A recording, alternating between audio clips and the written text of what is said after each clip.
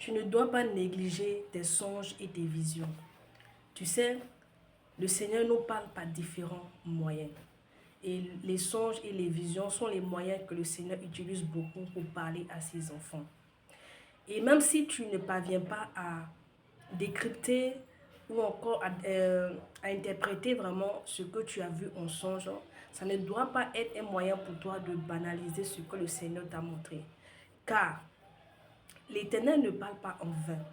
Et si l'Éternel t'a révélé ces choses, c'est parce que c'est nécessaire que tu saches ces choses-là.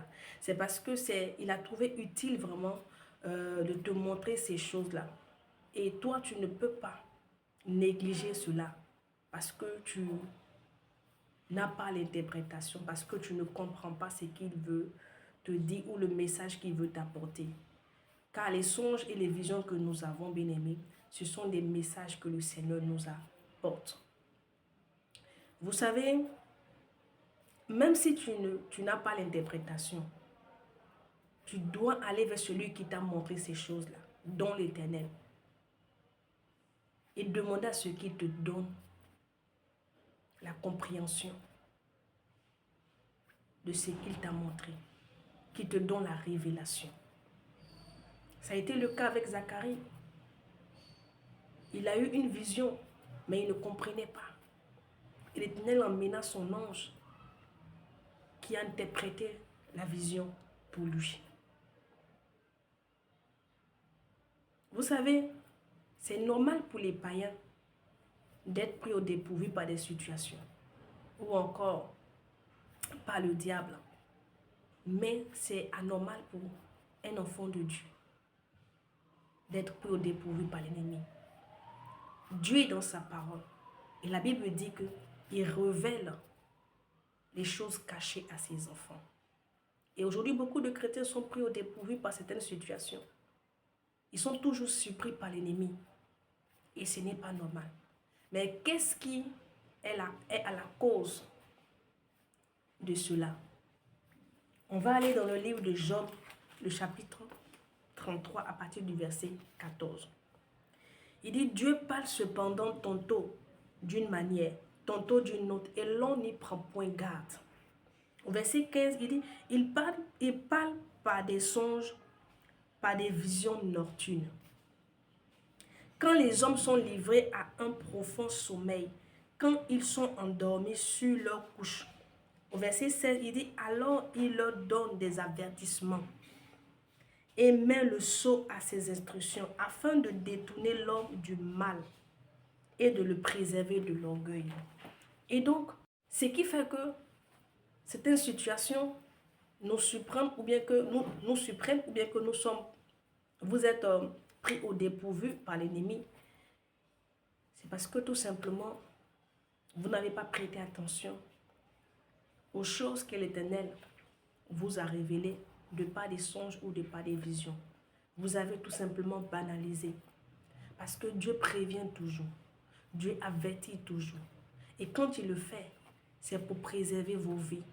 C'est pour vous garder du malheur. Vous préserver du danger. Mais les gens décident volontairement de ne pas accorder du crédit à ce qu'ils ont vu en songe. Ils pensent que les songes et les visions qu'ils ont eues, c'est normal, c'est parce qu'ils ont beaucoup dormi. Non.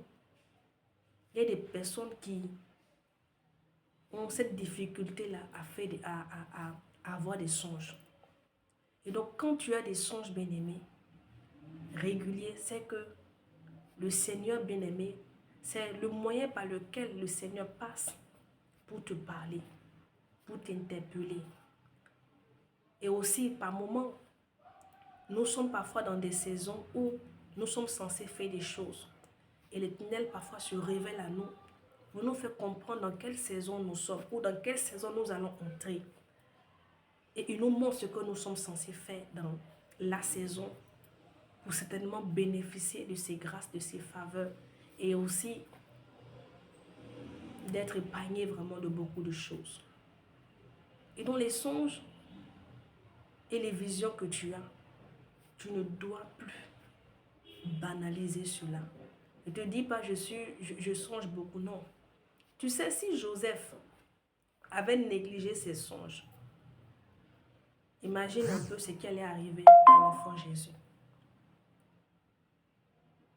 Car lorsque l'Éternel voulait lui apporter un message pour l'avertir du danger, c'était en songe qu'il envoyait son ange. Et lorsque Joseph se réveillait, il ne se disait pas « Oh, j'ai trop rêvé ». Il ne se contentait pas seulement que de faire part de ce qu'il a vu, mais il mettait en application les instructions qu'il avait reçues au travers de son songe. Et donc, faites très attention, parce que Dieu parle par des songes et pas des visions. Dieu nous avertit, Dieu nous interpelle. Il y a beaucoup de choses qui vous arrivent, bien-aimés, et vous avez l'impression que vous avez déjà vécu cette chose-là. C'est parce que quelque part, le Seigneur, dans un songe ou dans une vision, vous a mené dans le temps et vous avez vu cette chose-là. Il vous a averti, mais vous n'avez pas accordé du crédit à ce que le Seigneur vous a montré. Donc faites très attention. Le Saint-Esprit m'a interpellé vraiment sur cela. Combien de fois des chrétiens banalisent ce que le Seigneur leur montre dans les songes et dans les visions. C'est lorsqu'ils sont poursuivis par des chiens ou bien par des animaux, je ne sais pas quoi, que tu vois les gens commencer à courir. Mais il y a beaucoup de songes que le Seigneur, beaucoup de choses que le Seigneur nous révèle.